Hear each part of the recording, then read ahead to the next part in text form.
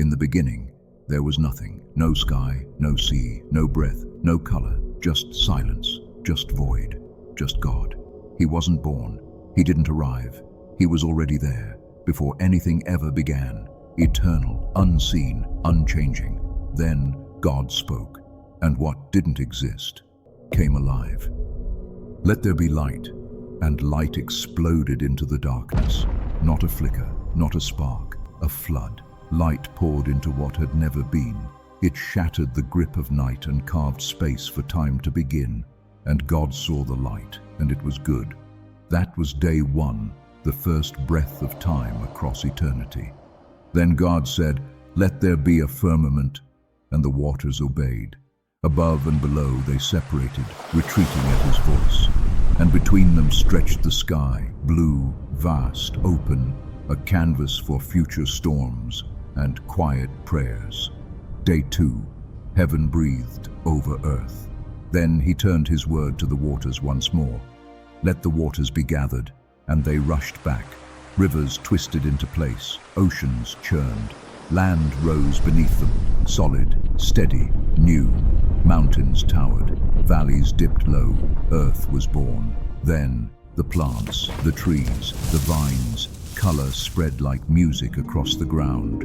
Fruit burst forth, seeds took root, blossoms stretched toward the sun. Every living thing carried life within itself, according to its kind. This was not chance, this was design. That was day three. The earth was dressed in life. Then God spoke again, and the heavens answered, "Let there be lights." And suddenly the sun rose, blazing, commanding the day. Then came the moon, quiet and soft, ruling the night. And stars, endless stars, spilled across the sky like fire scattered by the hand of God. Every single one, he placed them for purpose. That was day four. The sky found its rhythm. Then the waters stirred deep, alive with motion. Creatures surged. Great whales lifted their tails above the waves. Fish darted like streaks of light, and birds, flapping, soaring, dancing in wind, rose above the earth and sang the first songs ever heard. God blessed them. Be fruitful, multiply, fill the sea, fill the sky, and it was good. That was day five. The air and sea had voices now. Then came the land again. It began to move. Lions roared, elephants marched, wolves watched, insects hummed. From creeping things to towering beasts, the earth was now alive with motion. But still, something was missing. Creation waited for its keeper. And then, God stooped. He reached into the dust of the ground, what he had already made, and he formed a man, not spoken like the stars, not summoned like the beasts, formed, shaped, sculpted, and when the shape was ready, God breathed his own breath into the nostrils of the man. And man, Adam, opened his eyes, not crawling, not helpless, standing, whole, alive, made in the image of God, not to survive, but to reign, not to wander, but to walk with God.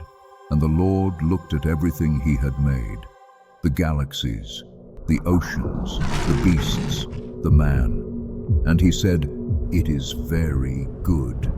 Then on the seventh day, God rested, not because he was weary, but because nothing more needed to be added. The masterpiece was complete. He blessed the day. He set it apart. Rest was holy, but this was only the beginning. God planted a garden, not just any place, but Eden, a paradise placed in the east. It was more than beautiful. It was holy. It had everything: trees pleasing to the eye, rich with fruit, rivers that parted into four mighty streams, gold in the ground, life in the branches, a sanctuary made by the hands of God himself.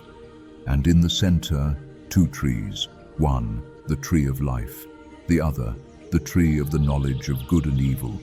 And God placed the man in the garden, not to drift through it, not to be idle, but to work it and to guard it. He gave him a command: Not cruel, not controlling, but clear.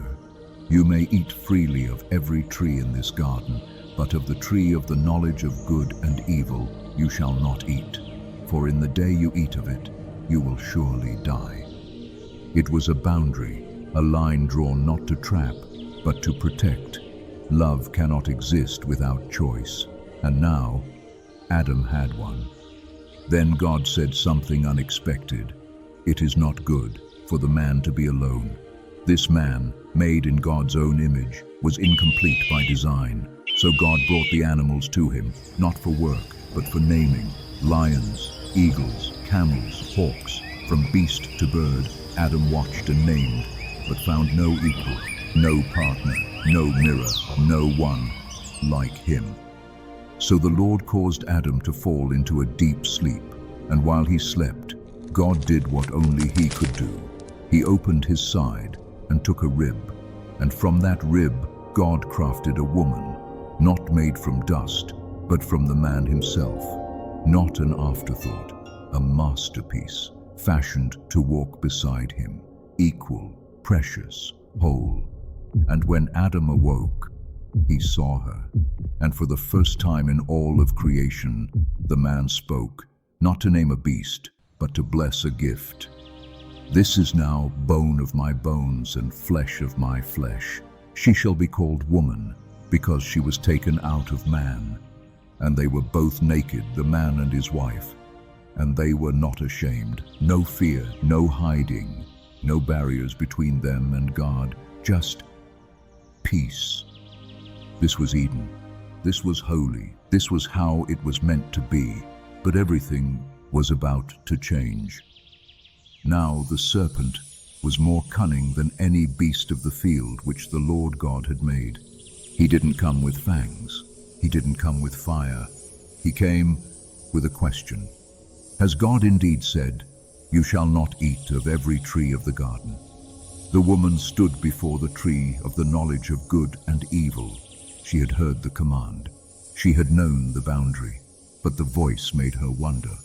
She answered, "We may eat the fruit of the trees of the garden, but of the fruit of the tree in the midst of the garden, God said, You shall not eat it, nor shall you touch it, lest you die."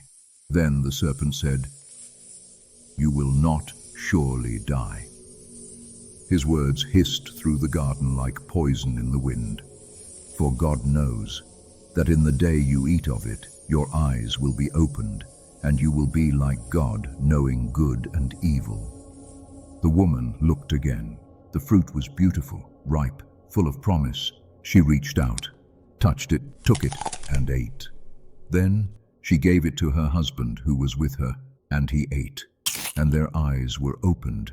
But what they saw wasn't glory, it was shame. They were naked, exposed, and they sewed fig leaves together to cover themselves. Then they heard him, the sound of the Lord God walking in the garden, in the cool of the day. And they hid, the man and his wife, hiding from the one who had made them. God called to the man, "Where are you?" Not because he didn't know, but because Adam had forgotten who he was. Adam answered from the shadows, "I heard your voice, and I was afraid because I was naked, and I hid myself." God asked him, "Who told you that you were naked? Have you eaten from the tree of which I commanded you not to eat?" And the man said, "The woman you gave to be with me, she gave me of the tree, and I ate." Then the Lord turned to the woman, "What is this you have done?" And she said, "The serpent deceived me, and I ate." Then the Lord God said to the serpent, "Because you have done this, you are cursed more than all cattle and more than every beast of the field. On your belly you shall go, and dust you shall eat all the days of your life. And I will put enmity between you and the woman, between your seed and her seed. He shall crush your head, and you shall bruise his heel. A curse and a prophecy, judgment and hope." Then to the woman he said, "I will greatly multiply your sorrow and your conception. In pain you shall bring forth children, Your desire shall be for your husband, and he shall rule over you. Then to Adam, because you have listened to the voice of your wife and eaten of the tree. Cursed is the ground for your sake. In toil you shall eat of it all the days of your life. Thorns and thistles it shall bring forth, and you shall eat the herb of the field. By the sweat of your face you shall eat bread, until you return to the ground, for out of it you were taken. Dust you are, and to dust you shall return. Adam called his wife's name Eve, because she was the mother of all living. And then, even in judgment, God covered them. He made garments of skin and clothed them. But there was one last act. God said, "The man has become like one of us, to know good and evil. Now lest he reach out his hand and take also of the tree of life, and eat and live forever." So the Lord God sent them out from the garden, and placed cherubim at the east of Eden, with a flaming sword that turned every direction, to guard the way to the tree of life. And so the world was broken, not beyond repair, but never the same. Yet even here hope lived. A promise had been spoken. A seed would come. One day a child born of woman would crush the serpent's head. One day God would walk with his people again.